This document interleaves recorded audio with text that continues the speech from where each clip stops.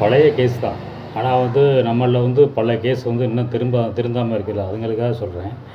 இந்த 2G அதில் வந்து 1,50,000 கோடிக்கிட்ட வந்து ராஜா வந்து ஊழல் பண்ணிட்டாரு, அவர் பாக்கெட்டை எடுத்து வச்சு போயிட்டாரு அப்படின்னு சொல்கிறாங்க. ஒன்று நம்ம தெரிஞ்சுக்கணும். இப்போ ஒரு கடைக்கு போகிறீங்க, டிவி ஃப்ரிட்ஜ் வாங்க போகிறீங்க. அப்போது வந்து அந்த டிவி ஃப்ரிட்ஜ் ஓனர் வந்து, அந்த கடையோட ஓனர் வந்து, அவர் அந்த டிவியோ ஃப்ரிட்ஜையோ வந்து மொத்தமாக கொள்முதல் பண்ணுற இடத்துல வந்து பேரம் பேசி அதை குறைஞ்ச விலைக்கு வந்து கொஞ்சம் குறைஞ்ச விலைக்கு வாங்கிட்டு வந்தாருன்னா, நமக்கு வந்து கன்சூமரான நமக்கும் வந்து அவர் வந்து கொஞ்சம் குறைஞ்ச ரேட்டு கொடுப்பார். இதே இது அவர் வந்து எந்த பேரமும் பேசாமல் அவர் பாட்டில் வந்தாருன்னா நமக்கு அதிகமான ரேட்டு கிடைக்கும். இதுதான் யதார்த்தம். அதாவது அதை வந்து இப்போது ராஜா வந்து இப்போ கவர்மெண்ட்டு அந்த அலைக்கற்றைகளை விற்கும்போது ஒரு தனியார் நிறுவனத்துக்கு விற்கும்போது அரசாங்கத்துக்கு லாபம் வேணும் அப்படின்னு சொல்லி வந்து பல லட்சம் கோடி வச்சு விற்றாருன்னா அந்த முதலாளி என்ன செய்வான்? அதை யார் தலையில் கட்டுவான்?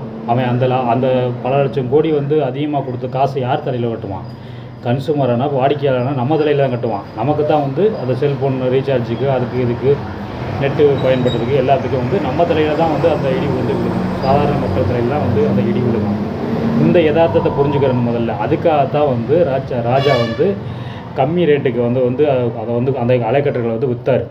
இதை என்ன பண்ணாங்கன்னா இவனுங்க வந்து எதிர்க்கட்சி என்ன பண்ணாங்கன்னா, அதிக ரேட்டுக்கு விற்றுருந்தா கவர்மெண்ட்டுக்கு லாபம் வந்திருக்குமே, அப்போ வந்து இதில் நஷ்டம் தானே, இது நஷ்டத்தை வந்து ஊழல் பண்ணிட்டாரு அப்படின்னு சொல்லி அப்படியே ஊதி வந்து ஸ்ப்ரெட் பண்ணி ஊழல் பண்ணிட்டாரு.